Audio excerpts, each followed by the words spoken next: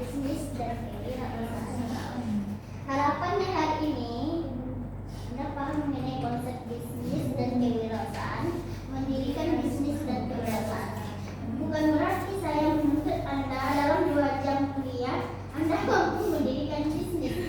Bukan tugasnya. Paling tidak dari indikator ini Anda punya gambaran bagaimana langkah mendirikan bisnis. Dari sini kita bahas ada bisnis satu, ada kewirausahaan. Kalau arti bisnis sudah sering diulang. Nah, ada kewirausahaan. Pernah dengar kewirausahaan? Pernah. Apa yang ada dalam makna kewirausahaan? Apa kira-kira yang ada dalam makna kewirausahaan? Kreatif, inovatif. Apa beda antara kreatif dengan inovatif? Kreatif menciptakan barang yang baru,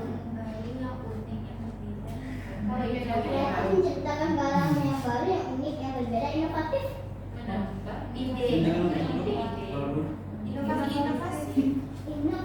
inovasi ya. Inovasi. Ini apa artinya? Inovatif menciptakan ide dan menciptakan yang baru. Yang mana yang menciptakan yang baru, yang mana yang menciptakan ide? Antara kreatif dengan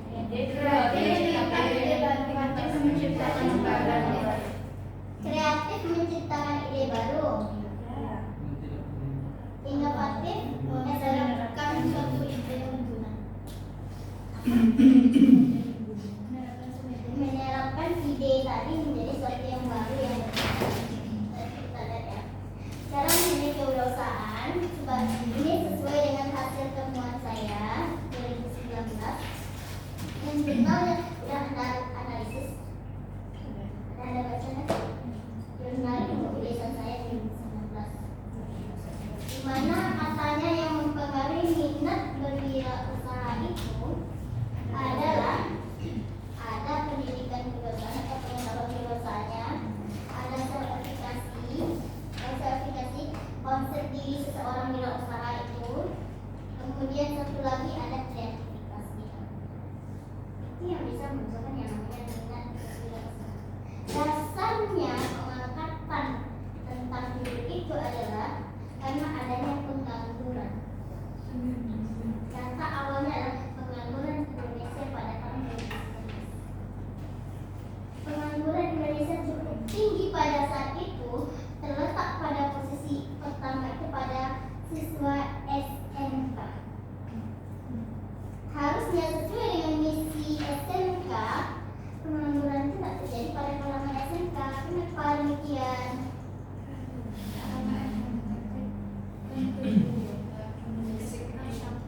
Karena dia punya keterampilan dan bekali keterampilan. Harusnya ketika dia dibekali keterampilan, dia langsung terjun ke lapangan. Itu maunya. Tapi kenyataan di lapangan, pengangguran pertama itu ada tingkat SMK, yang kedua itu berada pada sarjana. Baru setelah itu orang SMA. Jadi masih memang buruk ternyata. Masih bekerja di kategorinya pengangguran. Nah, itu dasarnya.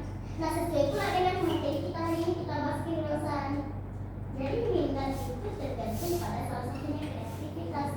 Kreativitas dimuat dalam ada yang namanya kewirausahaan ini.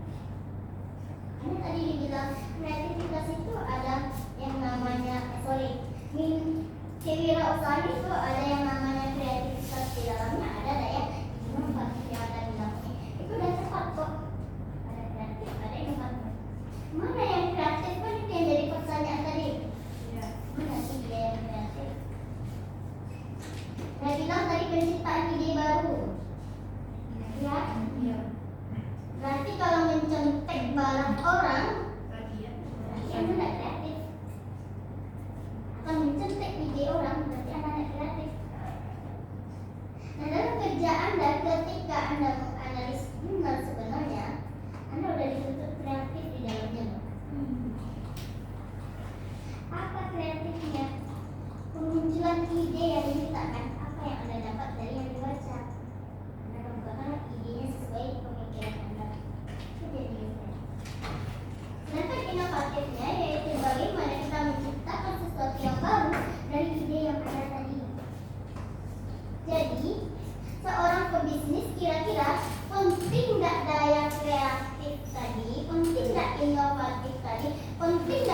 dia kewirausahaan? Penting. Kenapa penting? Berarti Anda belum duduk konsepnya bisnis sebenarnya. Bisnis tidak terlalu mengutamakan jiwa kewirausahaan. Kewirausahaan ini dia jiwa mental. Tidak ada jiwa kewirausahaan dalam bisnis, bisnis bisa jalan. Buktinya apa? Anda beli barang Shopee, Anda jual ke teman-teman Anda dapat untung, itu dari bisnis.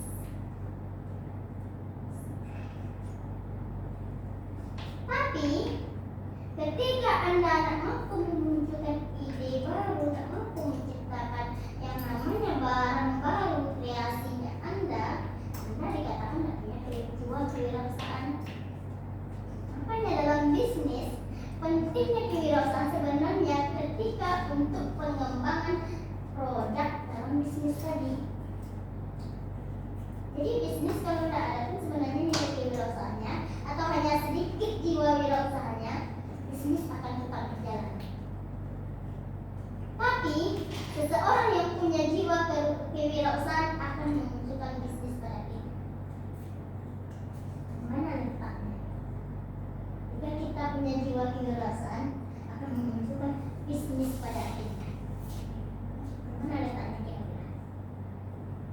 Begitu pun rasanya bisnis tak perlu terlalu ada yang namanya jiwa kewirausahaannya, tapi di wirausaha pasti akan melahirkan seorang bisnis pada akhirnya.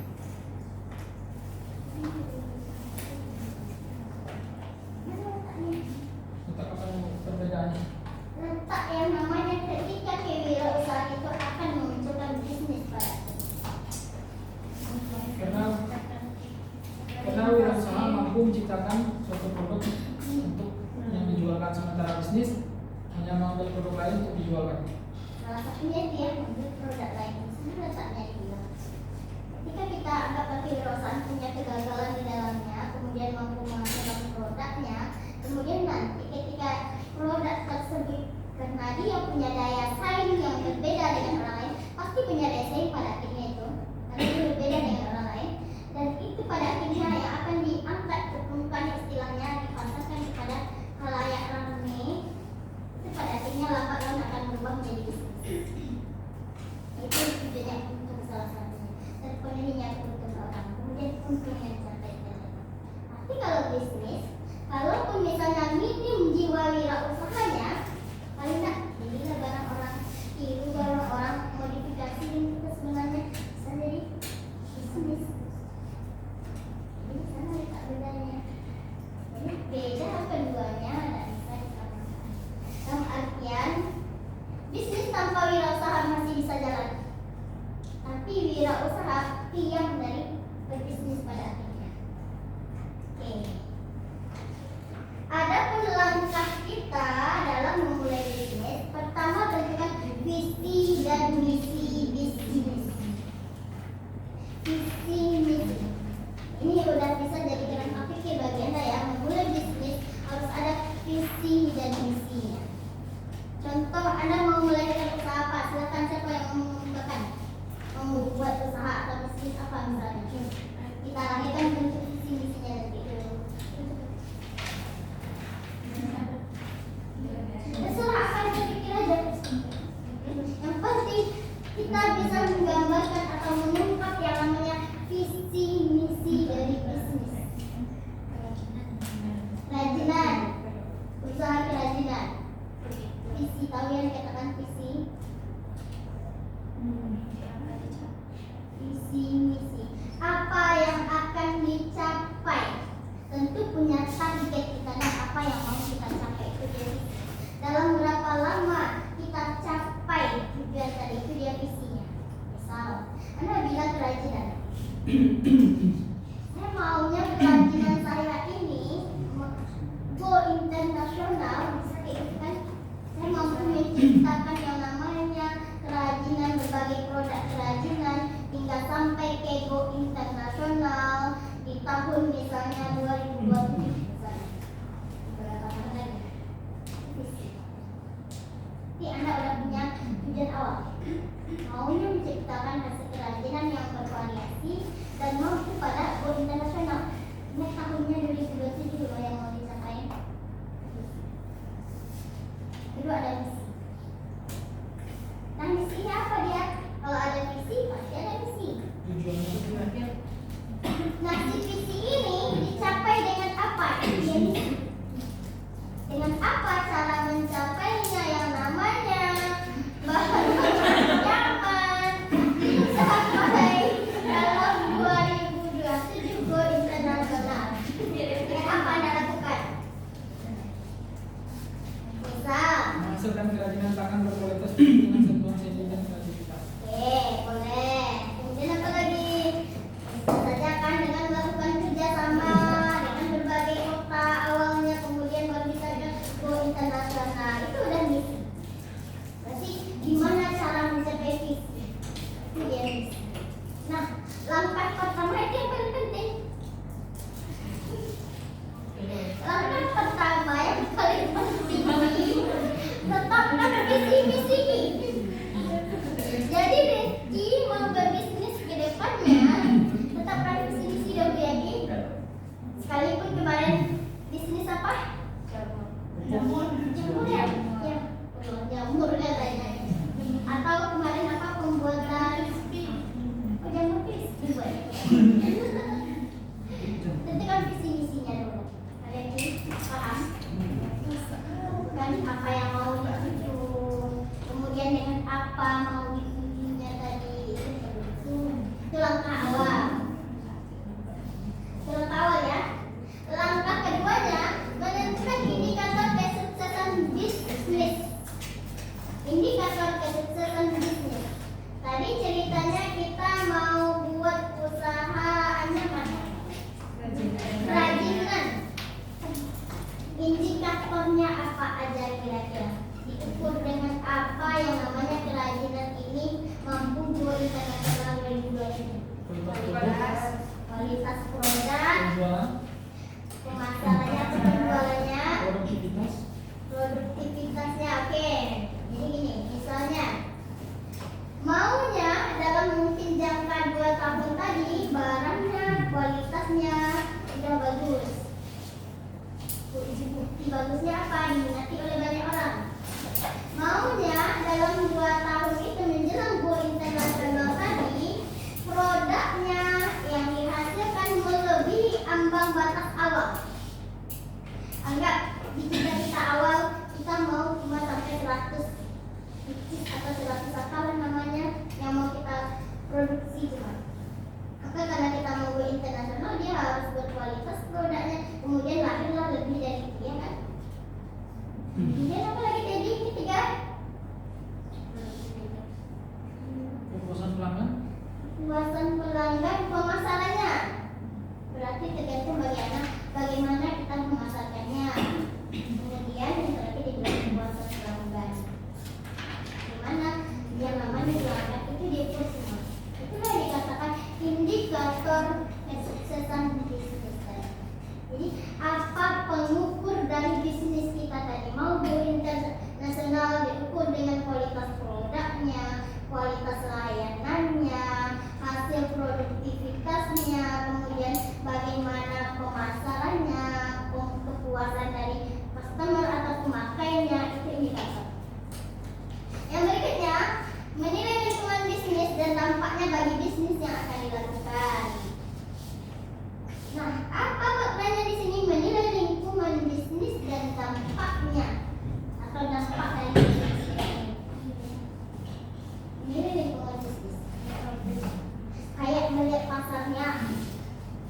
Kira-kira ini mendukung nggak untuk saya membuat usaha kerajinan tadi?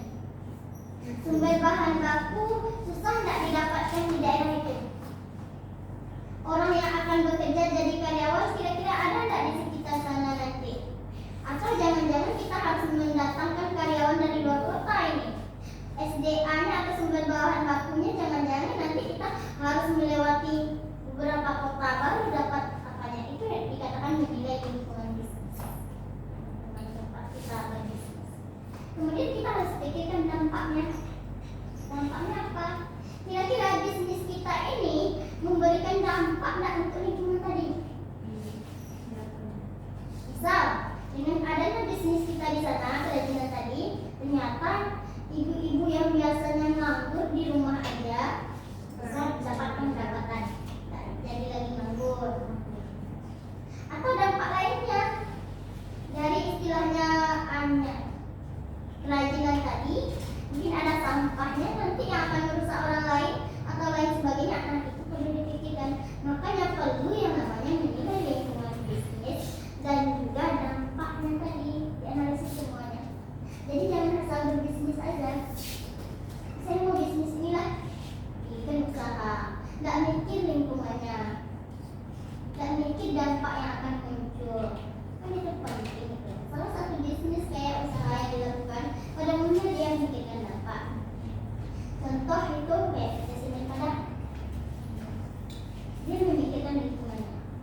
Buktinya dibuatnya perusahaannya semacam umpama di atas bukit gitu kan. Dia pikirkan lingkungan karena itu sesuai kayaknya untuk buat semen di sana, kemudian tanah atau apanya bahan bakunya ada di sana. Dan dari sana makanya dibuat di sana. Nah, dia memikirkan dampaknya. Bukti dia memikirkan dampaknya, dia memberikan semacam yang namanya CSR untuk orang sekitar. Misal, sekali setahun itu atap rumah orang kan rusak, ganti. Nah, kebetulan semen Padang kan udah lumayan besar, itu udah punya sekolah. Mungkin aja sebagai ganti rugi anak-anak di sekitar sana atau orang-orang sana sekolah di sana. Mungkin biayanya dikurangi atau bahkan dikasih beasiswa atau lain sebagainya. Itu dia memikirkan berarti lingkungan bisnisnya dan dampaknya. Dan bisa aja karena keberadaan bisnisnya di sana ternyata udah mengurangi pengangguran. Nggak ada lagi orang nganggur di sana. Kan tujuan orang bisnis salah satunya mengurangi pengangguran yang berefek untuk negara juga loh. Paling nggak tanggung jawab negara udah berkurang satu, pengangguran yang susah dikurangi karena istilahnya ketidakmampuan dalam menciptakan lapangan pekerjaan. Nah, Anda berbisnis nanti kayak gitu juga paling nggak. Oh, saya pendidikan bukan begitu maksudnya di sini. Paling nggak ketika Anda dibekali yang namanya ilmu atau pengetahuan tentang bisnis, sekalipun sekali jalan itu ngajar, kan bisa juga berbisnis. Nggak harus semacam harus buku aja, jadi bukunya. Apalagi di ekonomi saya bilang sering itu, Anda punya dua keilmuan di sini.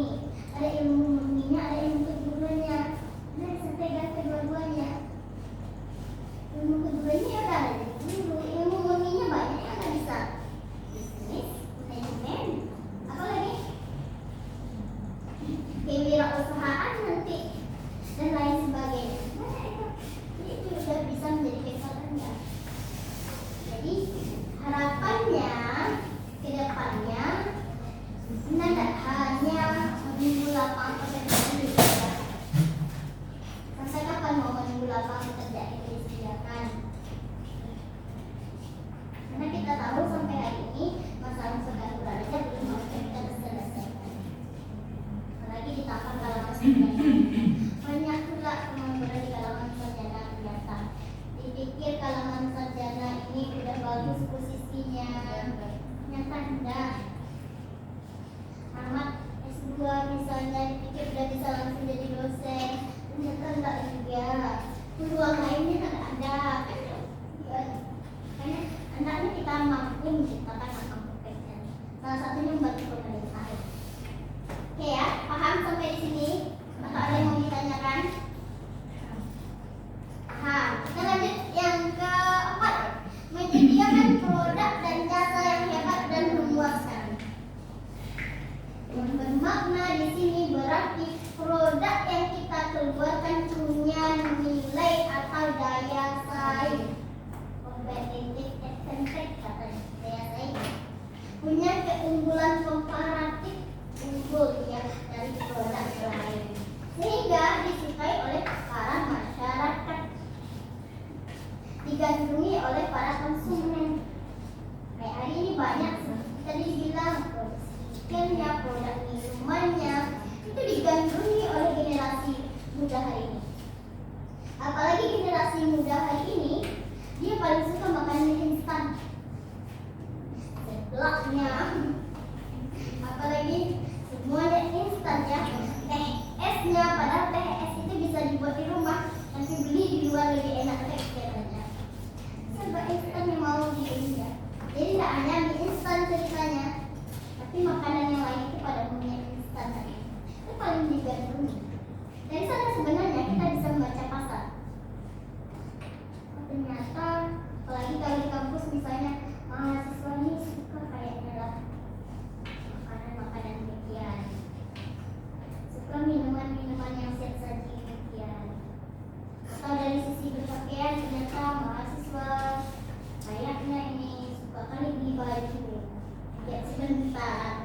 Atau skincare, mahasiswa ini pantang nampak skincare baru dia beli juga. Kan istilahnya sering suka terayu oleh bujuk rayunya para penjual, para pemasar-pemasar kan dia yang namanya orang memasarkan, dia punya ilmu pemasarannya, tentu istilahnya produk tadi semuanya bagus saja semuanya. Nah kita pandai penyeleksi halnya ini.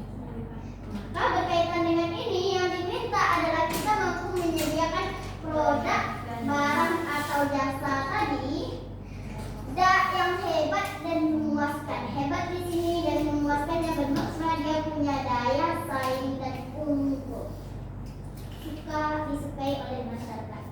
Dan langkah berikutnya mengadakan evaluasi terhadap bisnis. Apa maksudnya mengadakan evaluasi terhadap bisnis di sini? Apa maksudnya kira-kira mengadakan evaluasi terhadap bisnis?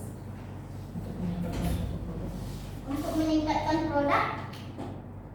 Lalu kurang sampai gitu aja. Evaluasi bisnis.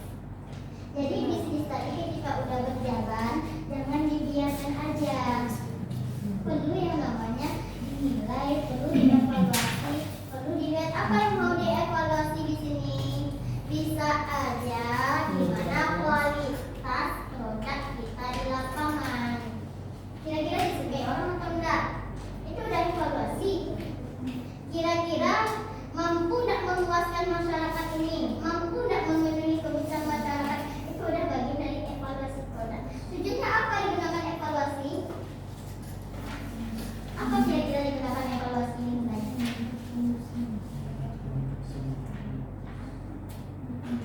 Untuk menentukan langkah berikutnya paling tidak. Setelah evaluasi Anda bisa menentukan apa tindakan yang akan diambil selanjutnya. Misal, ternyata berdasarkan survei salah satu jalan evaluasi ya. Berdasarkan survei, produk Anda ternyata kurang diminati.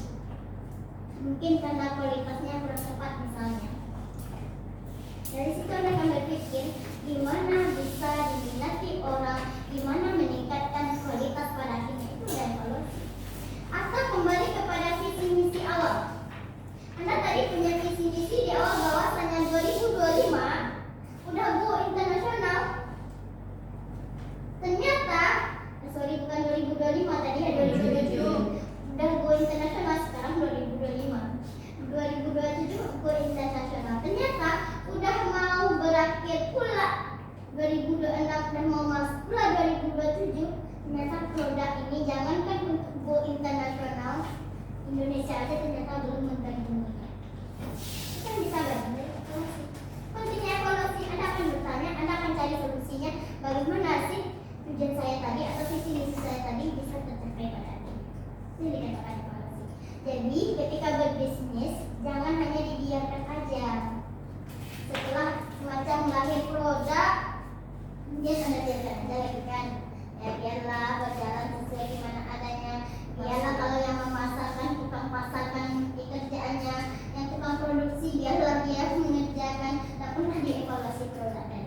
Jadi tidak nampak peningkatan dan hasil dari produk atau barang dari pasar. Sama halnya dengan guru sebenarnya. Guru perlu melakukan evaluasi pembelajaran. Jadi Anda kerjanya tidak ngajar aja nanti ya. Perlu adanya namanya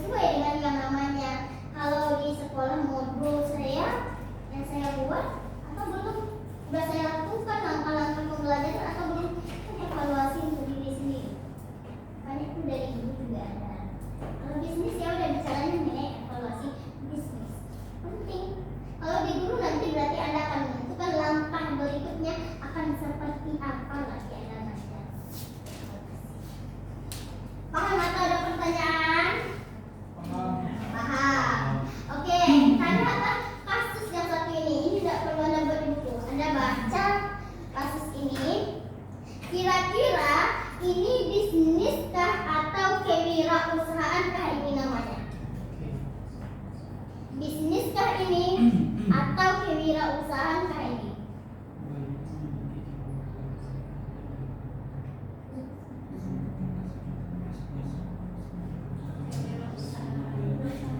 Kenapa kewirausahaan? Karena Pak Bayu telah membuat untuk menjelaskan mengenai kesempatan bisnis membuat sumber daya untuk dapat mengambil tindakan. Kenapa Anda katakan ini kewirausahaan? Anda bilang tadi karena Pak Bayu ini memiliki kemampuan melihat dan menilai kesempatan bisnis, mengumpulkan sumber daya yang dibutuhkan untuk menciptakan ini alasannya. Oh, kita bersama penting ke dalam dunia nyata secara kreatif karena ada kreatif inovatif ini. Berangkat meraih sukses kewirausahaan atau bisnis. Kenapa kewirausahaan ini? Kenapa ini kewirausahaan? Yang jawab bisnis, kenapa ini bisnis? Why entrepreneurship? Why business?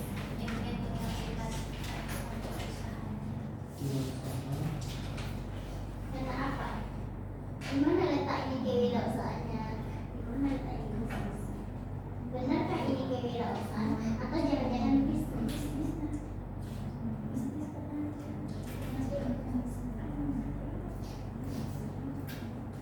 Di mana nih letak bisnisnya? Di mana letak kewirausahaan?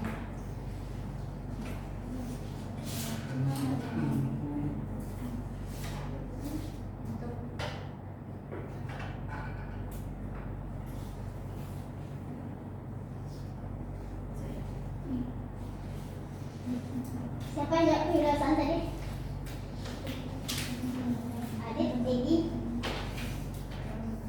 Nabila, Tiara, Tika, Hamzah, Nabila. Nabila. Yang lain lainnya berarti bisnis. Oke, yang bilang kewirausahaan apa alasan Nabila memiliki kewirausahaan? Karena Bayu memiliki inovasi yang kreatif dan berani mengambil risiko, mandiri dan berdikari, menciptakan lapangan kerja. Karena Pak Bayu dia kreatif, inovatif, kemudian menciptakan lapangan kerja, berdikari, mengambil risiko, itu alasannya. Oke, yang bisnis, Rizky, Nilam, Putri, oh ya, Putri, Sinta, Dini, kan ngambil bisnis tadi, sama bagi sini bisnis siapa Dini? Kan ngambil bisnis. Kenapa bisnis? Karena fokus pada aktivitas menghasilkan laba Karena fokus menghasilkan laba. yang bisa melanjutkan bisnis yang ada. Jadi Pak Bayu ini sebenarnya dia wirausaha. Karena dia punya ide kreatif, inovatif, ide yang berkembang. Sebagaimana dibilang di awal tadi, seorang wirausaha lambat laun akan menjadi seorang pebisnis. Dia menghasilkan produk yang inovatif sendiri dan tanggung resiko. Karena dalam wirausaha ada resiko, dalam bisnis pun ada resiko. Tapi resiko bisnis kalau tidak apa ya udah ulang lagi, mampu dia bangkit lagi. Kalau wirausaha kadang resikonya ada resiko psikologi loh di dalamnya. Ketika gagal produknya, gimana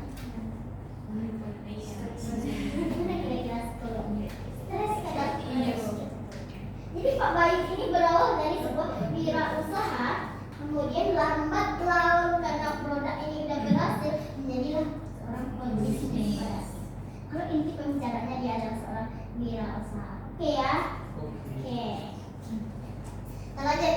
Apa sih sebenarnya organisasi bisnis atau kewirausahaan? Organisasi bisnis sebagaimana sudah kita ketahui dari awal perkuliahan, bahwasannya bisnis itu organisasi yang mencoba mendapatkan keuntungan loh, kemudian memenuhi kebutuhan pelanggan.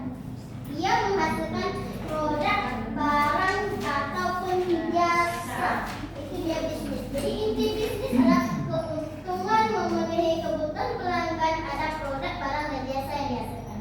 Beda dengan kewirausahaan. Bagaimana dari awal tadi kan kita bilang ya namanya kewirausahaan itu apa tadi Rizky?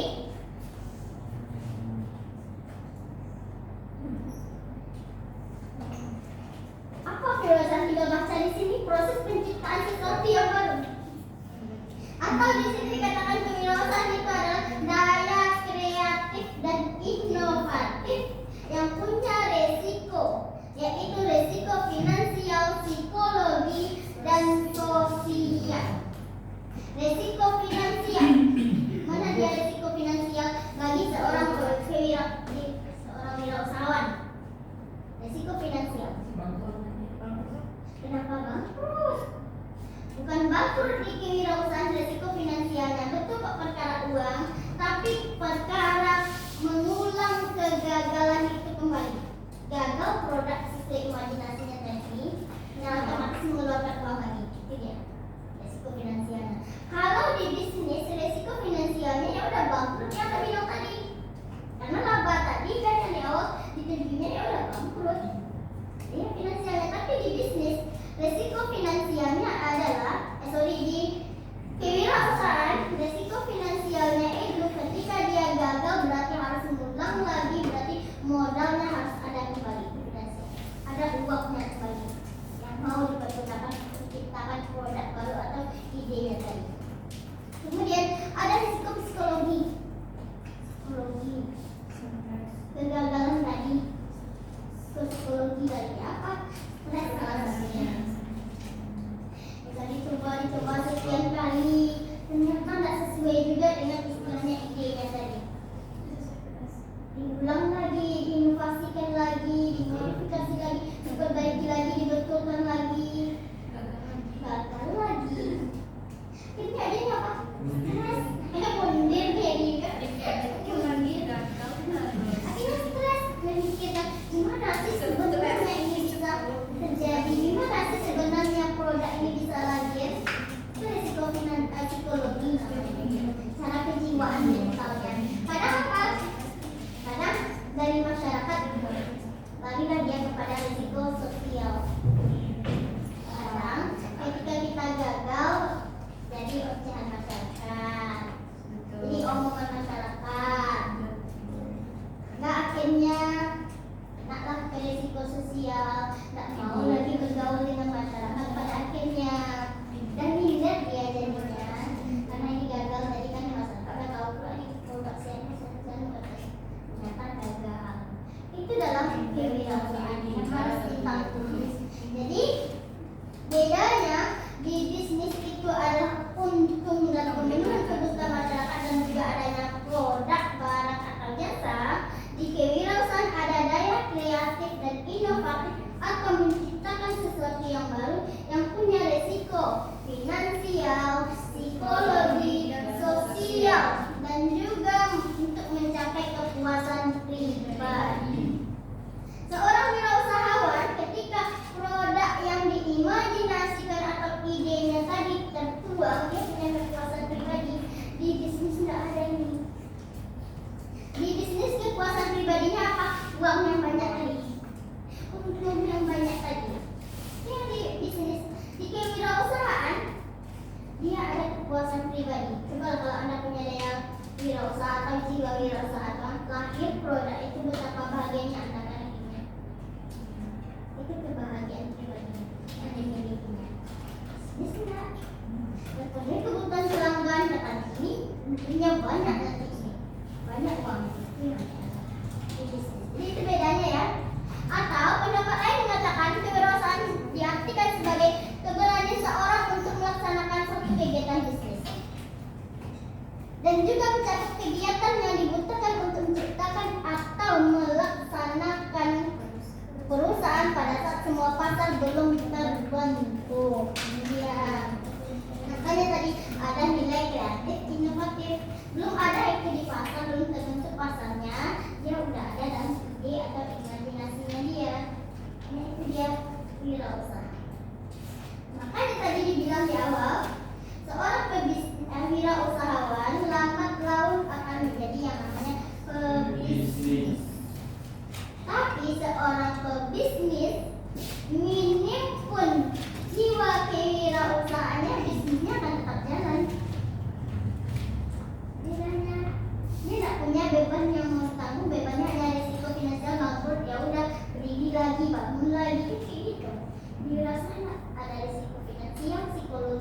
sosial, kepuasan yang paling penting. Kalau Anda misalnya beride kan, dapat muncul ide sendiri pula, Anda punya kepuasan sendiri. Itu berarti ada nilai kreatif di dalam, ada nilai inovatif. Apalagi kalau seorang yang mampu menghasilkan produk tadi. Makanya sesuai pula dengan ilmu penelitian tadi, bahwasanya anak SMK tadi dia pengangguran tertinggi. Berarti percuma dia belajar pendidikan kewirausahaan atau pengetahuan kewirausahaan, kemudian tidak ada yang namanya yang dihasilkannya produk nyatanya, menjadi pengangguran dan pada akhirnya keputusan akhir. Bahkan Pak, yang namanya siswa SMK kebanyakan pula dari survei ditemukan bahwasanya pada akhirnya kuliah. Harusnya dia terjun ke lapangan, ya kan? Karena dia udah dibekali keterampilan loh. Contoh anak tata boga, ada nggak bekalnya? Ada. Atau anak pemasaran, anak lainnya lah ada bekalnya, ada. Tata boga dibekali dengan ilmu tata boganya. Apakah itu buat kue, buat makanan, buat yang lainnya, itu kan bekalnya dia. Tamat harusnya dia mampu paling tidak untuk dirinya sendiri sebelum ke lapangan pekerjaan. Bisa dia misalnya buat semacam punya kedai kue sendiri, punya toko makanan sendiri, tapi produk karyanya dia baru jalan kreatif inovatifnya, barulah itu akan minat berbeda. Itu sebenarnya itu. Atau bu anak mesin, anak otomotif itu sama kok barunya. Ada keterampilan semuanya dibekali kan, anak pemasaran dikasih bekal juga. Maunya apa? Langsung terjun ke lapangan. Tapi teman survei mengatakan bahwasanya dia lebih banyak lagi pula yang kuliah, sama aja dengan tamatan SMA. Kalau SMA jelas, emang dia penjurusan IPA, IPS, bahasa lain sebagainya, emang tujuan akhirnya adalah kuliah, lanjut kuliah. Tapi kalau SMK itu bekalnya enggak ada. Jadi tidak salah pokoknya. Berarti tidak sesuai aja dengan yang namanya tujuan sekolah tadi atau visi misi yang di awal kita bilang tadi. Oke, ada yang mau ditanyakan sampai di sini? Ya. Tidak ada, kita lanjut. Wirausahawan berarti orangnya ya, adalah orang yang memiliki kemampuan melihat dan menilai kesempatan bisnis. Jadi orang-orang yang mempunyai kemampuan melihat pasar lah istilahnya, kemudian dia mampu menciptakan produk, barang ataupun jasa yang nantinya menjadi pemenuhan kebutuhan bagi yang konsumen atau pelanggan atau masyarakat banyak. Ini dia wirausaha. Kalau kewirausahaan sifat mentalnya, wirausahawannya orangnya. Jadi seseorang yang punya mental atau jiwa wirausaha, orang tadi katakan dia wirausahawan. Misal Rifki dia mampu menciptakan produk, punya apa, semua ide, semua kreatif, semua inovatifnya tadi katakanlah kewirausahaan. Sedangkan si Rifki-nya berarti wirausahawannya. Paham ya bedanya antara kewirausahaan atau sikap mentalnya dengan yang namanya wirausahawannya. Nah, dalam yang namanya wirausaha ada 4 pula aspek yang perlu diperhatikan. Yang pertama, kewirausahaan melibatkan proses penciptaan nilai baru. Sebagaimana makna dari kewirausahaan di awal dikatakan bahwasanya kewirausahaan menciptakan nilai baru. Mana nilai baru maksudnya di sini?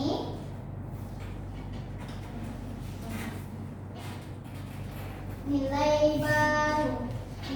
baru dari SDA yang sudah ada, dari sumber daya alam atau bahan baku yang ada. Misal, oh nasi ini harusnya cuma jadi nasi biasa, nasi putih, kan? Nah, punya nilai yang baru, nilai tambah. Anda jadikan dia nasi goreng, misal ya, berarti udah nggak nilai kewirausahaan namanya. Hanya dikatakan di sini kewirausahaan punya nilai baru. Ini maksudnya di sini nilai tambah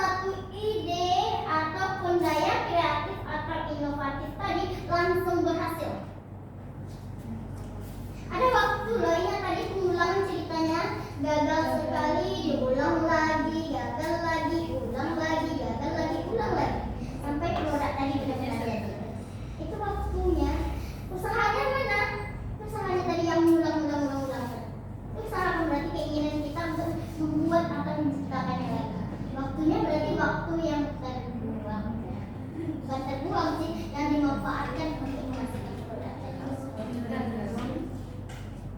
harus ada. Yang ketiga, kewirausahaan memiliki berbagai dukungan. Nah, dukungan yang mana maksudnya ini dalam kewirausahaan? Dukungan lingkungan, bisa ada keluarga, kemudian apa lagi? Lingkungan teman-teman, lingkungan sosial, lingkungan keluarga, teman sejawat, bagi dia dan sejawat, lingkungan masyarakat, atau paling penting motivasi diri sendiri. Ini yang paling penting. Tidak punya motivasi dari diri sendiri, tidak punya keinginan untuk menciptakan ide tadi, untuk menghasilkan barang baru tadi, gimana bisa jalan? Nah aja nggak ada. Entahlah, masih boleh lah. Loyo sih nanti dimati boleh lah. Kalau jadi YouTube, kalau nggak baalai. Yang penting jalani. Jalanin aja dulu. Jadi motivasi tak punya, gimana ceritanya? Jiwa kewirausahaan tadi bisa bangkit dia. Kita ada dorong dari keluarga misalnya, disediakan oleh keluarga dari sisi modal. Sisi modal itu dipaksa. Diumpamakan dia bilang kan dia punya keinginan ada sesuatu yang baru yang ingin dibuatnya. Oke, apa masalahnya, kendalanya? Modal uangnya dikasih sama keluarga, uang. Ternyata setelah itu motivasi ini bilang, tak ada lagi keinginan menciptakan. Lihat uang dapat modal tadi, terpikir mending beli aja lah barang jadi.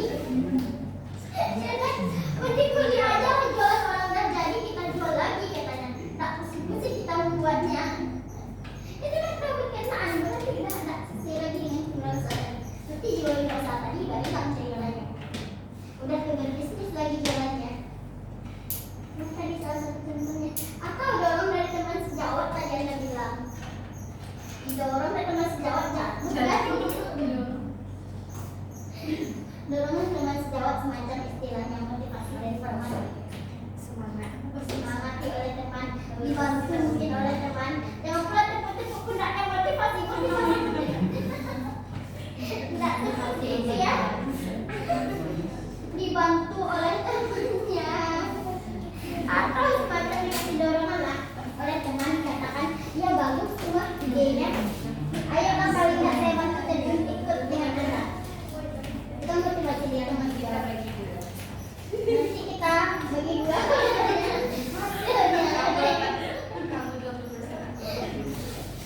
Yang parahnya tengah-tengah lah. Itu yang parahnya 50-50. Yang punya ide 50, yang bantuin 50. Berarti nggak pengen tinggi pun ada yang ceritanya kan? Itu banyak ini kan banyak yang bagi sama-sama. Sama-sama kerja ini katanya kan. Akhirnya apa? Kata yang punya ide akhirnya ya udah nggak usah kamu bantu saya sendiri aja lah lagi.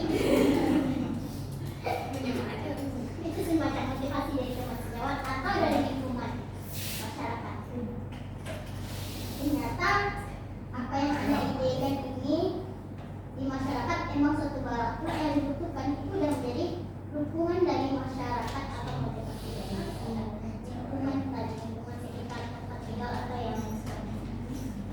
Nah, yang keempat, kewirausahaan menghasilkan penghargaan. Apa penghargaannya? Dapat piala bu. Banyak itu kayak semacam hari ini, semacam apa kewirausahaan banyak itu hari ini. Apalagi mahasiswa ada sebenarnya itu. Kalau mahasiswa sih berkaitan dengan penelitian kemampuan sebenarnya. Ada penghargaannya dari pemerintah, semacam kayak UMKM yang berawal dari sebuah kewirausahaan. Kan ada dapat dana bantuan dari pemerintah, dari pusat, dari daerah dan lain sebagainya, itu sudah penghargaan. Jadi penghargaan ini bukan hanya perkara dapat trofi ya, tapi pialanya ini semacam dukungan dari pemerintah dan sebagainya.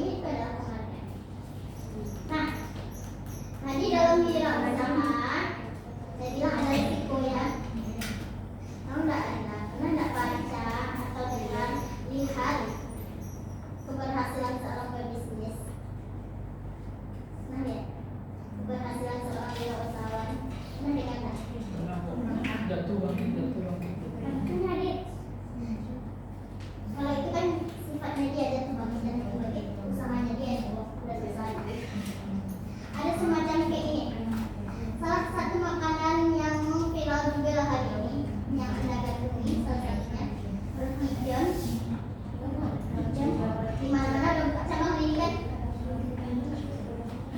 Tahu nggak? Roti john itu dasarnya bukan berawal hanya terjadi. Artinya apa?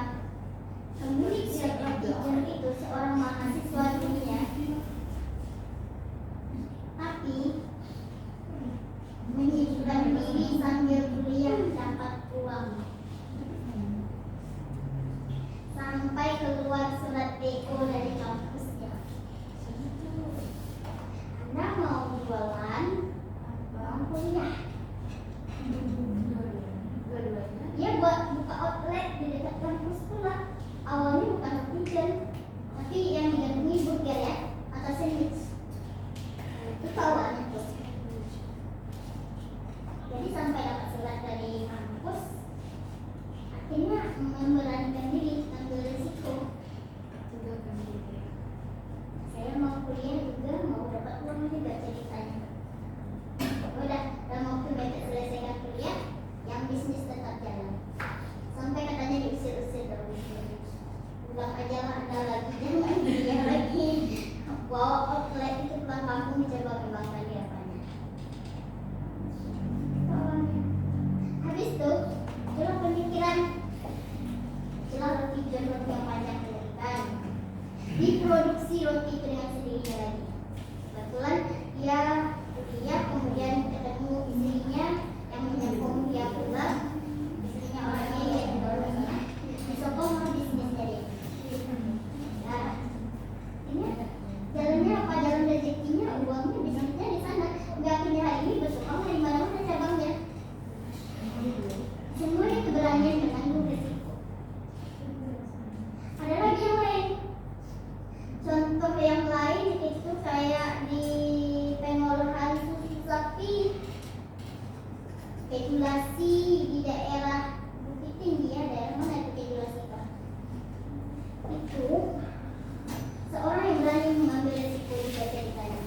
Dari seorang karyawan atau seorang pekerja luar negeri bekerja dengan perusahaan asing. Kebayang nggak bekerja dengan perusahaan asing berapa gajinya? Tinggi kan? Ya. Tinggi. Habis itu dilepasnya. Karena melihat peluang di kampung, pas pulang kampung, kalau tanah ini dibiarkan kayak gini aja nggak apa, ada nilainya kan? Dirubahlah nilainya. Nilainya apa? Dengan cara membuka usaha susu sapi. Diberi ternak sapi, berhenti ya. Balik setelah pulang kampung kerja setahun mengumpulkan modal dengan perusahaan asing tadi. Modal tadi dijadikanlah beli sapi tadi. Itu saya dengar dari cerita orang yang langsung. Karena kami kan di semester 7, di semester 5 nanti ada pergi ke kewirausahaan. Jadi saya dengar ternyata semuanya keberanian mereka dalam mengambil resiko. Baik sama hal yang demikian. Semacam keluar dari zona nyaman. Keluar dari zona nyaman itu. Kita bekerja di perusahaan asing dengan gaji yang sekian kan nyaman ceritanya. Saya ada kadang kepikiran gimana sih saya berada di zona nyaman. Zona nyamannya jadi pegawai lah kata saya. Pikir ini enggak keluar dari zona nyaman. Awal usahanya tadi yang namanya susu sapi murni ini enggak disukai orang masyarakat ini. Karena masyarakat ini enggak pernah minum susu sapi murni. Ya kan? Anda sukanya susu kaleng, susu olahan. Pasarnya dia tak punya. Yang dilakukannya membuang hasil susu sapi sehari sekian. Setelah itu muncul ide untuk menghasilkan susu sapi ini diolah dengan varian rasa. Apa ya? Jadi ada rasa-rasanya. Mulai dibuang, mulai disukai orang. Nah itu pun tidak terlalu disukai. Akhirnya dirubah lagi. Hasilnya tadi rubah jadi apa? Muncullah keju. Keju yang dia buat. Habis keju muncul mozzarella. Nah, banyak. Nah, dari mozzarella kalau hanya sapi aja yang diapakannya, sapi ini punya pembuangan, ya kan? Jadikanlah hasil pembuangan itu menjadi gas, diolahnya jadi gas. geografi ya. Memanfaatkan orang juga. Jadi itu jalan otak seorang kewirausahaan. Nah kemarin itu terakhir kami pergi itu dia semacam buat objek wisata untuk anak-anak TK, edukasi. Oke. Dibuatkan kolam renang. Kalau nunggu orang beli ke sana aja, kapan? Kita kan tidak terlalu suka keju, susu. Kita maunya yang instan aja udah jadi keju di dalam kue udah itu aja kan?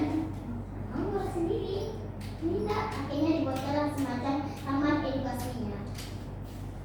Jadi kalau anak-anak TK kadang pergi dia ke sana sambil lihat olahan. Nanti kan beli dia itu disediakan kemarin itu terakhir dibuatkan kolam renang tempat bermain. Nanti kan dia tidak hanya memikirkan hari ininya, gimana usahanya tetap jalan. Kalau lihat di resikonya, berarti dari seorang berada di zona nyaman, gaji yang tinggi, maka dari itu jadinya tidak tetap jalan. Masih banyak wirausaha lainnya, kayak rendang lele, itu belum pernah dibuat orang dibuatnya. Yang pernah dibuat orang rendang daging, rendang ayam. Ini muncul rendang ikan lele, muncul rendang ikan tuna. Itu udah go internasional. Kalau rendang itu udah go internasional, ini hebatnya. Mana go internasionalnya? Ke Malaysia, dibawa ke Malaysia. Kenapa bisa demikian? Kolega itu gunanya terpenuhi pertemanan, kemudian ikut berkembang dengan sosial media. Dia ikut dengan berawal dari semacam seminar kewirausahaan di Malaysia. Awalnya itu sampai dia go internasionalnya. Dia awalnya ikut seminar kewirausahaan di Malaysia, akhirnya dibawa produknya. Perkenalkan di sana. Orang biasanya paling malas makan rendang karena minyaknya banyak. Minta dia dikepaknya dengan sedemikian bagusnya. Jadi nggak meleleh minyaknya. Nah, di mana dia keberanian nanggung resikonya? Itu orang yang berada dari zona nyaman juga.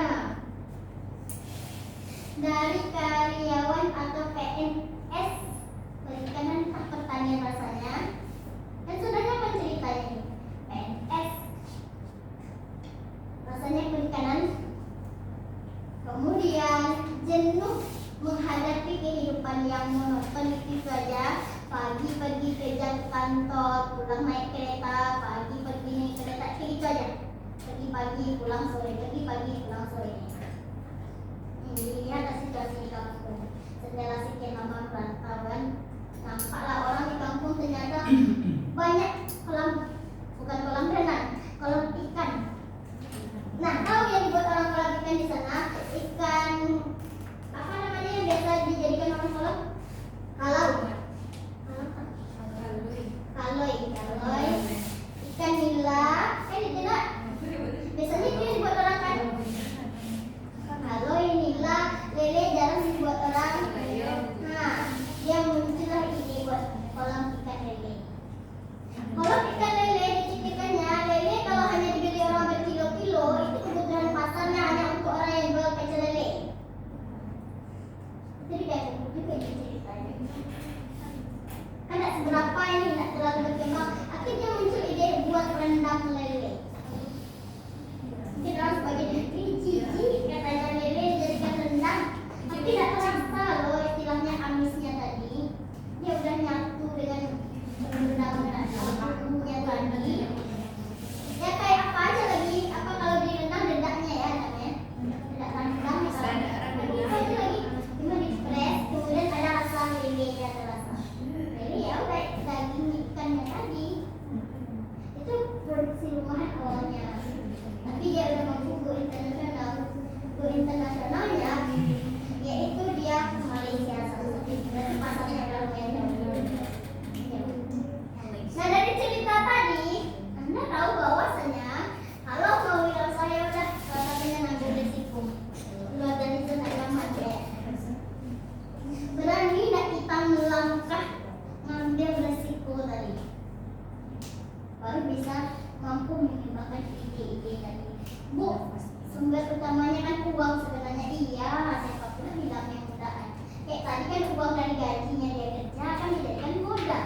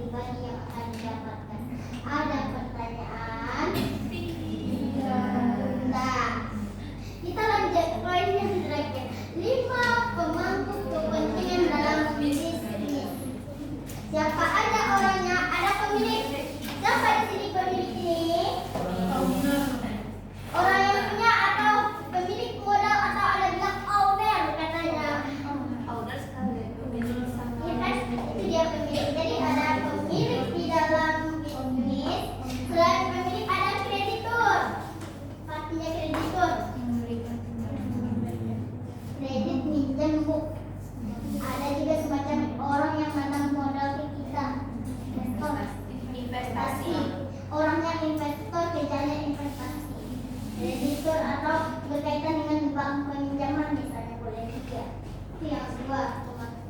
Yang ketiga ada karyawan, kalau ini jelas. Saya tahu pula yang karyawan ini yang mana? Para tenaga kerja, itu dia karyawan. Kemudian ada pemasok. Siapa pemasok di sini maksudnya? Siapa pemasok nih? Pemasok bukan asok. Siapa pemasok ini? Supplier. Siapa pemasok ini? Saya tahu. Pemasok. Supplier. Apa itu supplier? Orang yang menyediakan bahan baku loh. Ini dia pemasok tadi nak. Siapa yang akan menyediakan bahan baku untuk bisnis? Itu dia pemasok. Oh misalnya